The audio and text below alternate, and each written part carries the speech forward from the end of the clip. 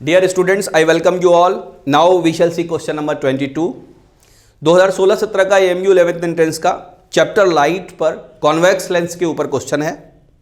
An object of 7 cm height is placed at a distance 12 cm from a convex lens of focal length 8 cm. Find the nature and height of the image. Object की height दे रखी है बच्चों हमको HO. Object की height को हमेशा मैं plus sign के साथ लिखता हूं, ये बात याद रखिएगा, क्योंकि ये मान के चलते हैं कि हम ऑब्जेक्ट को सीधा रखते हैं. तो it is plus 7 centimetre. After that object का जो डिस्टेंस है लेंस से वो 12 सेंटीमीटर दे रखा है. बच्चों हमेशा हम ये नेगेटिव साइन के साथ लिखते हैं क्योंकि लेफ्ट हैंड साइड में रखते हैं. कोई सा भी लेंस हो, कोई सा भी मिरर हो, तो u is equal to -12 centimetre, right, from a convex lens of focal length 8 centimetre. Convex lens है, फोकल लेंथ हमेशा प्लस होती है, राइट हैंड साइड में होती है. तो फोकल लेंथ कितनी हो जाएगी? Plus 8 centimetre, right. Find the nature and height of the image. पूछा क्या बच्चों मुझसे? HI पूछी है मुझसे, और नेचर में भी मुझे दो ही ऑप्शन नजर आ रहे हैं, रियल और वर्चुअल. इन्वर्टेड के बारे में नहीं पूछा, हालांकि हम वो भी पता लगा लेंगे. HI निकालने का बेहतरीन फॉर्मूला क्या है? HI और HO का जो रिलेशन है वो V और U के रेशियो के बराबर. HI upon HO is equal to V upon U. Lens के अंदर अगर मिरर होता तो यहां पर नेगेटिव साइन होता. क्या बात समझ में आई? यहां मुझे क्या क्या पता है बच्चों? एक तो HO पता है, एक U पता है, V पता नहीं है. क्या इस V को निकालने का कोई तरीका?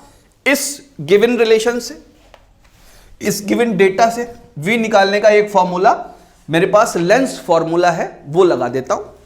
1 upon V minus 1 upon U is equal to 1 upon F. ये जो मिरर फॉर्मूला है बच्चों, ये इमेज का डिस्टेंस, ऑब्जेक्ट का डिस्टेंस लेंस से और फोकल लेंथ, इसके रिलेशन को बेसिकली आप लेंस फॉर्मूला बोलते हैं. लेंस फॉर्मूला में यहां पर निगेटिव साइन के साथ आता है U, और अगर ये मिरर फॉर्मूला होता तो यहां पर प्लस आता. क्या बात क्लियर? अब मैं यहां पर वैल्यू रख देता हूं U और F की. तो 1 upon V will be equal to 1 upon F plus 1 upon U. 1 upon F. F किसके बराबर है बच्चों? F है प्लस 8, तो यहां पर यही लिखता हूं मैं. अच्छा देखिए U कितना है बच्चों? U minus 12 centimetre. कितना है? -12. और यहां पर आपके प्लस हो गया इस जगह पर, तो मैं क्या लिखूं? -1 अपॉन 12 लिख देता हूं. क्या बात समझ में आई? 12 अपना माइनस लेकर आया अपने साथ. क्या बात क्लियर है? एलसीएम ले लेते हैं इसका एलसीएम ले लेते हैं. तो 12 और 8 का एलसीएम कितना आता है? 24. 3 माइनस 2 1/24 हो गया. तो 1 upon V is equal to 1/24. Hence V is equal to 24, that is 24 centimetre. मेरे पास V आ चुका बच्चों यहां पर. अब इस वाले फॉर्मूले को देखिए जरा ध्यान से.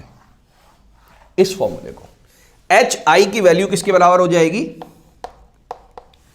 HO उछल के यहां पर लगेगा, और HO की वैल्यू कितनी दे रखी है? 7.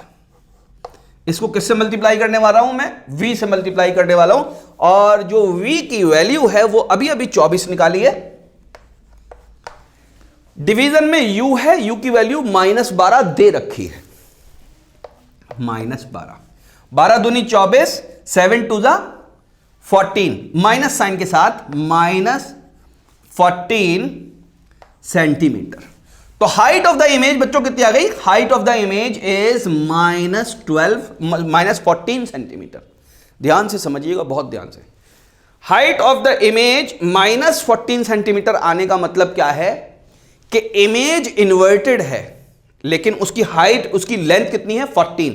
तो हमको नेगेटिव साइन के साथ कोई आंसर नहीं दे रखा, तो पॉजिटिव वाले को चुन लेंगे. तो 14 वाले दो आंसर हैं, A और B. अब इमेज रियल होगी या वर्चुअल होगी? हमेशा रियल होगी. क्यों रियल होगी?